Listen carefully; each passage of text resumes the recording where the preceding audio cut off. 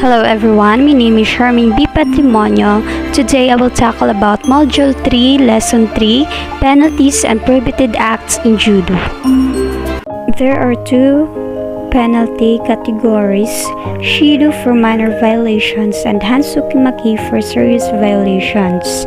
A contestant who draws 4 consecutive Shido will incur a Hansukimaki. The number of Shido and the corresponding points which are awarded to the opponent are as follows. Second Shido turns to Yuku. Third Shido turns to Waza Ari. Fourth Shido turns to Hansukimaki or Ippon. Penalty criteria. Because the Kuka was abolished, a first Shido no longer results in a point for the opponent. However, a second Shido will confer a Yuko on the opponent. Even so, the first Shido is still called and is still indicated on the scoreboard. The prohibited acts and penalties for Shido or minor violation group. First, to intentionally avoid engagement with opponent. Second, to adopt an excessively defensive posture, generally for more than 5 seconds. Third, to feign an intent to attack but clearly lacking an intent to execute it or false attack. Fourth, to grasp the opponent's sleeve for defensive purposes, generally for more than 5 seconds, or to twist the sleeve.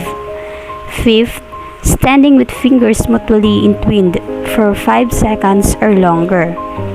Sixth, intentionally disarranging one's own uniform and retying the belt or pants drawstring without the referee's permission.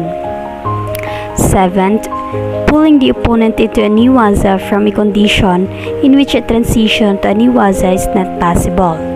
Eighth, inserting the fingers into the opponent's sleeve or leg openings. Ninth, gripping the opponent in a manner other than the normal komikata without attacking, generally for more than 5 seconds. 10th, failing to attack before or after taking the komikata stance. 11th, grasping the opponent's sleeve between the thumb and fingers or pistol grip. 12th, folding back and grasping the opponent's sleeve or pocket grip. 13. Grasping the opponent's foot or pants leg without simultaneously attempting a nejiwaza. 14. Wrapping the belt ends or uniform hem around any part of the opponent's body. 15. Biting the hem of the uniform or one's own uniform or the opponent's uniform. 16. Placing a hand, arm, foot or leg directly on the opponent's face. 17. Hooking the foot or leg in the opponent's belt or collar. 18. Strangling the opponent with the tonic hem, belt or directly with the hands. 19. Moving outside the contestant area or intentionally pushing the opponents outside the contest area. 20.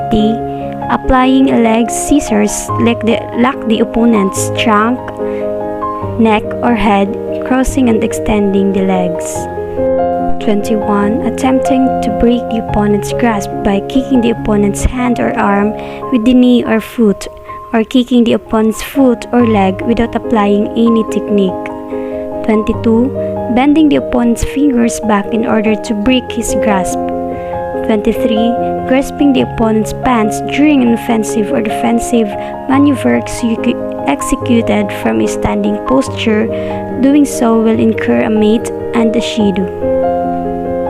The grasp pants is allowed if simultaneously executing an ochigari or when applying a marotigari, kochikitaoshi or sokoi naj while holding the opponent's leg. Hansukimaki defeat by grave infringements or accumulated light penalties. First, applying a kawazu gaki. Second, applying a kansetsu waza anywhere other than to the elbow joint. Third, lifting a supine opponent off the floor, then throwing him back to the floor. Fourth, ripping the opponent's support leg from the inner side when the opponent has applied the harai goshi or hip sweep. Fifth, failing to follow the referee's instructions. Sixth, uttering meaningless cries or using speech or behavior which is disrespectful to the opponent or the referee. Seventh, committing an action that poses an injury risk to the opponent or an action that violates the spirit of judo. Eighth, falling directly to the floor while applying or attempting to apply a technique such as the Odi Hishigi Waki Gatami.